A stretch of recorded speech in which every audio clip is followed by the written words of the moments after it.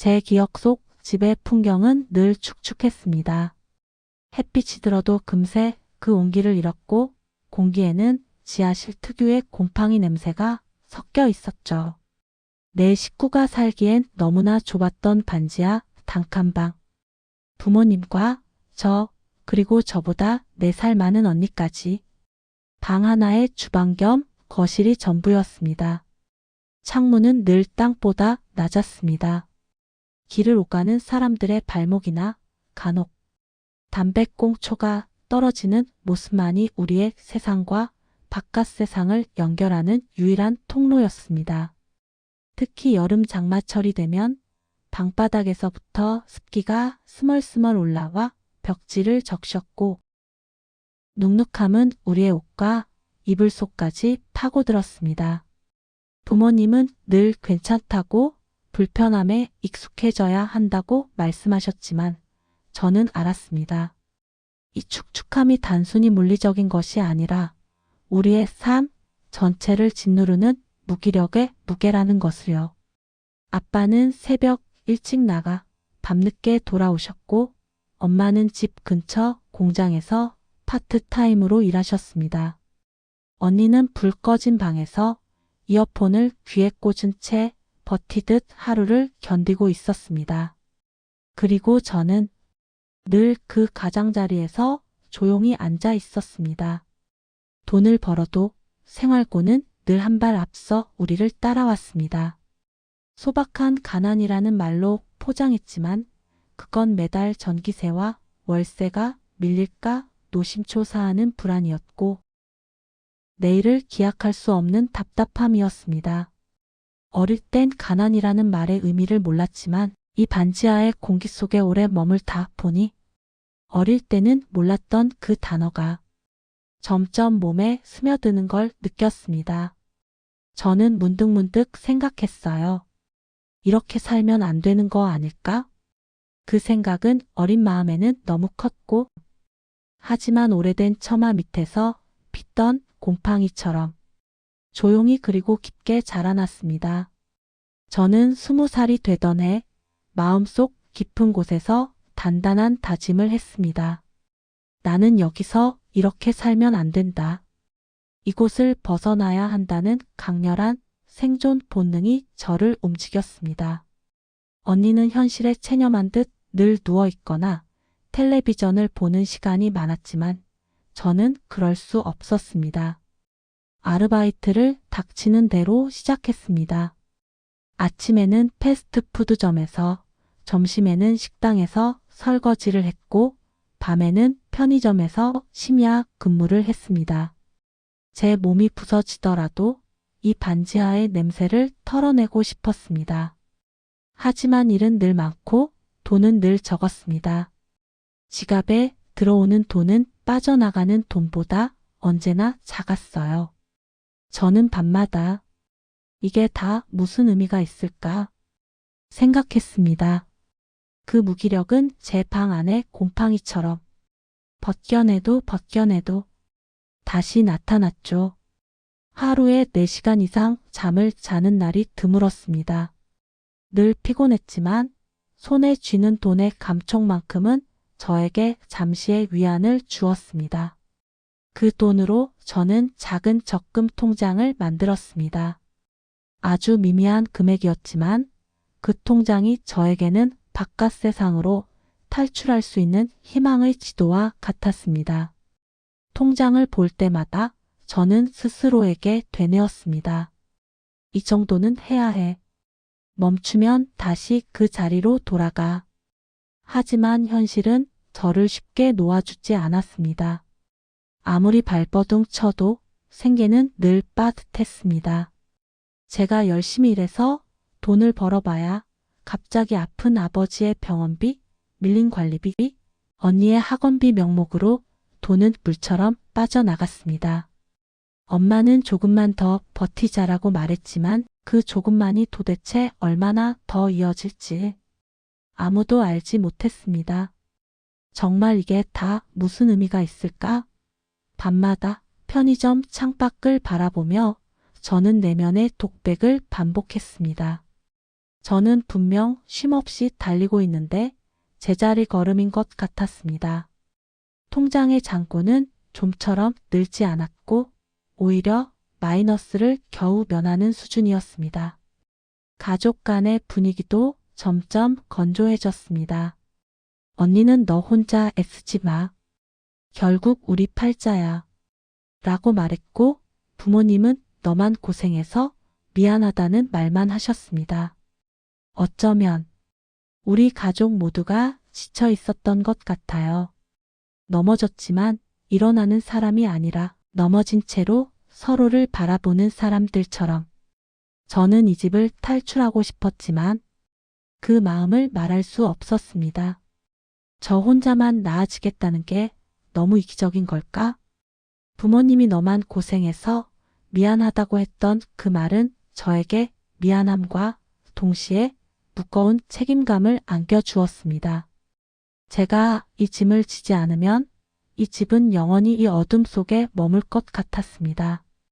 좌절은 제가 흘린 땀의 양에 비례해 깊어졌고 저는 점점 제 삶의 모든 에너지를 소진하고 있었습니다. 그러다 돈을 더 벌기 위해 고급 오피스 빌딩에서 청소를 하는 아르바이트를 했습니다. 새벽마다 일찍 나가 청소를 해야 했고 오피스 빌딩이 워낙 크다 보니 하루하루 힘에 부쳤지만 돈을 더 벌겠다는 생각으로 몸이 아파도 그 큰 빌딩 청소를 계속했습니다. 그러던 어느 날 낡은 작업복을 입고 복도를 닦고 있을 때 한 남자가 저에게 말을 걸어왔습니다. 그는 그 빌딩의 한 층 전체를 사용하는 IT 기업의 대표였습니다. 그는 제가 늘 새벽부터 일하는 것을 봤다며 제 성실함에 대해 칭찬했습니다. 그리고는 자신의 회사에서 단순 사무 보조 업무라도 해보지 않겠냐고 제안했습니다. 월급은 최저임금보다 훨씬 많았습니다. 솔직히 처음에는 경계심이 앞섰습니다. 저 같은 사람에게 갑자기 이런 기회가 온다는 것이 믿기지 않았으니까요. 하지만 그는 진심으로 저를 믿어주었습니다. 그의 사무실은 햇빛이 잘 들었고 사람들은 활기가 넘쳤습니다. 그곳에서 저는 태어나서 처음으로 노력한 만큼 보상받는 세상이 있다는 것을 깨달았습니다. 출근하면 할 일이 정해져 있었고 점심시간이 있었고 일이 끝나는 시간이 있었습니다. 무엇보다 정해진 월급이 들어왔어요. 저는 그 월급을 손에 쥐고 처음으로 눈물이 나올 것 같았어요. 나도 이렇게 살 수 있구나. 그 남자는 종종 제게 끼니를 챙겨줬고 어떤 날은 자그마한 선물을 전해주기도 했습니다. 그의 배려는 제가 잃어버렸던 자존감을 조금씩 되찾게 만들었어요. 그리고 어느 순간 그는 제게 우리 조금 더 알아가 볼까요? 라고 물었습니다. 저는 오래 고민했지만 대답은 이미 마음속에 정해져 있었어요. 네, 그러고 싶어요. 그 남자를 만나면서 제 삶은 작은 방앗간에서 거대한 도시의 길목으로 나온 것처럼 숨통이 트이기 시작했습니다. 그는 단순한 직장 상사가 아니었습니다. 저의 정서적 지지대가 되어 주었습니다. 저의 힘겨웠던 과거를 듣고도 그는 저를 안쓰럽게 여기기보다 오히려 그 모든 것을 딛고 일어선 저를 대단하다고 격려해 주었습니다. 저는 그에게서 처음으로 조건 없는 사랑과 존중을 느꼈습니다. 우리는 조금씩 서로에게 가까워졌고 그는 상상도 못했던 안정감을 제게 주었어요. 그와의 관계가 깊어지면서 제 삶은 서서히 달라지기 시작했고 저의 경제적 상황도 빠르게 안정되었습니다. 이제 더 이상 세계 아르바이트를 하지 않아도 충분히 생활비를 벌 수 있었습니다. 그리고 1년 후 작은 원룸으로 이사할 날이 찾아왔습니다. 반지하를 나오던 날 저는 눈물을 펑펑 쏟았습니다. 기쁨보다 후련함이 컸습니다. 그동안 저를 짓눌렀던 습기, 어둠, 곰팡이 냄새. 그 모든 것에서 벗어났다는 해방감이었습니다. 저는 새로운 시작을 맞이했지만 가족들은 여전히 그 반지하에 남아야 했습니다. 마음이 무거웠지만 저는 이제 제가 가진 새로운 삶을 단단하게 만들어야 할 책임이 있다는 것을 알았습니다. 새 집은 저에게 단순한 주거 공간이 아니었습니다. 저만의 노력으로 일군 성역이었습니다. 창문을 열면 상쾌한 바람이 불어왔고 밤에는 지하 특유의 웅웅거리는 소리 대신 조용한 도시의 불빛만이 가득했습니다. 하지만 저는 가족과 심리적인 거리감을 느꼈습니다. 제가 경제적으로 안정을 찾았다고 해서 그들에게 바로 새 삶을 선물할 수는 없었습니다. 처음에는 부모님께 매달 넉넉한 생활비를 드렸지만 언니는 제가 사는 곳에 오는 것을 꺼려 했습니다. 아마도 자신의 현실과 저의 변화된 삶을 대비하는 것이 불편했을 것입니다. 저는 조심스러워졌습니다. 제가 잘 사는 것이 오히려 그들에게 상처가 될까 봐 저의 행복을 드러내는 것조차 미안해졌습니다. 잘 지내시죠? 라는 안부 전화는 늘 짧고 건조했습니다. 저는 분명 그들을 사랑하지만 우리가 사는 세상은 이제 다른 무게를 가지게 되었습니다. 시간이 지나면서 놀라운 변화가 생겼습니다. 제가 이사 간 후 언니는 더 이상 엄마 아빠한테 기대고 싶지 않아 라며 독립을 선언했습니다. 언니는 작은 사무실에 취직했고 주말에는 좋아하는 그림 공부를 시작했습니다. 언니의 목소리에는 제가 처음 반지하를 벗어나려 했을 때 느꼈던 결의가 담겨 있었습니다. 부모님도 달라지셨습니다. 이제 저에게 의존하기보다 스스로 무언가를 하려고 노력하셨습니다. 아버지는 다니던 회사를 정리하고 오래된 공구를 들고 지인의 업체에서 새 일을 배웠습니다. 엄마는 지인을 따라 동네에서 작은 청소 일을 시작했습니다. 처음에는 걱정이 앞섰지만 부모님의 모습은 반지하 단칸방에서 무기력했던 모습과는 완전히 달랐습니다.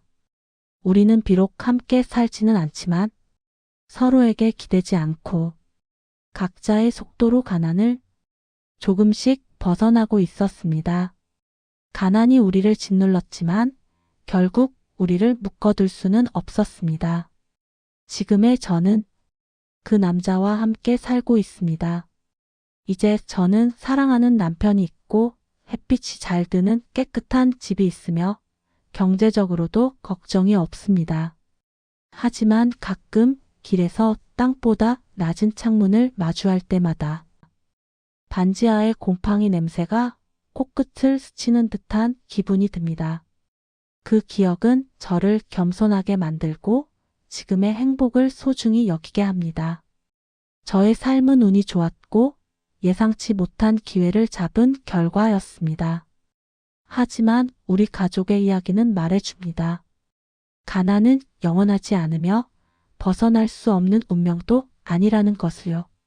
다만 모두가 같은 속도로 벗어날 수는 없습니다.